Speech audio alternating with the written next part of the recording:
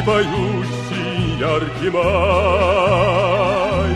Вихрь лился в русском вальсе сквозь года,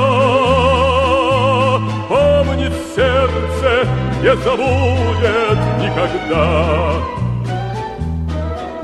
Легко, вдохновенно и смело солдатский вальс этот звучал, и вена кружилась и пела, как будто сам Штраус играл.